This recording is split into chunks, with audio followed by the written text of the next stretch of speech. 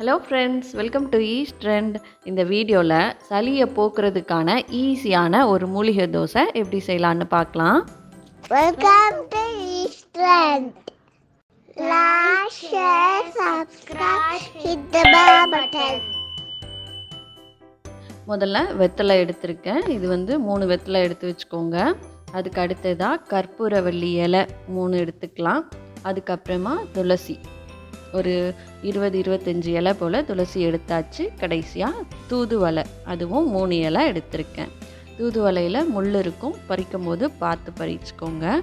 இப்போ இந்த 4மே நம்ம வீட்டில் அழகாக தொட்டியிலேயே நம்ம வளர்த்துக்கலாம்.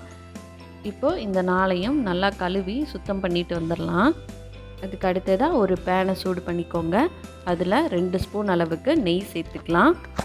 நெய் சூடானதுக்கப்புறமா மிளகு, ஜீரகம் நல்லா பொரியட்டும்.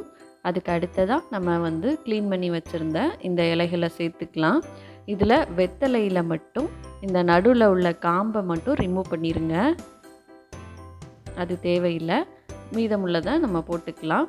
எல்லா வெத்தலையில இருந்தும் இந்த நடுவில் உள்ள காம்பை நம்ம ரிமூவ் பண்ணிடலாம். இது எல்லாத்தையும் சேர்த்தாச்சு. இப்போது நெய்யில் இது எல்லாமே சிம்மில் வச்சு நல்லா வதங்கட்டும். குழந்தைங்களுக்கு கொடுக்குறதா இருந்ததுன்னா இதுலேருந்து பாதியோ இல்லை கால்வாசியாவோ நீங்கள் அளவை குறைச்சிக்கோங்க.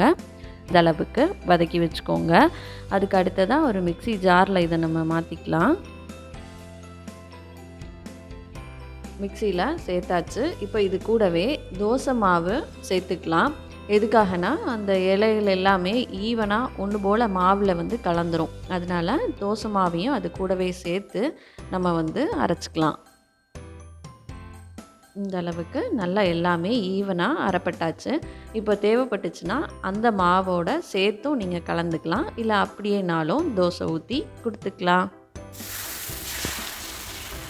வெத்தலை, துளசி, ஓம இலை, அப்புறமா தூதுவளை, மிளகு எல்லாமே சளியை போக்கக்கூடியது தான். அதனால் இதை தோசையாக பண்ணி கொடுக்கும்போது ஈஸியாக சாப்பிடுவாங்க. இந்த வீடியோ உங்களுக்கு ரொம்ப யூஸ்ஃபுல்லாக இருக்கும் அப்படின்னு நான் நினைக்கிறேன். வீடியோவை பற்றின உங்கள் ஃபீட்பேக்கை கமெண்ட் செக்ஷனில் சொல்லுங்கள். நம்ம சேனலுக்கு சப்ஸ்கிரைப் பண்ணி சப்போர்ட் பண்ணுங்கள். தேங்க்யூ.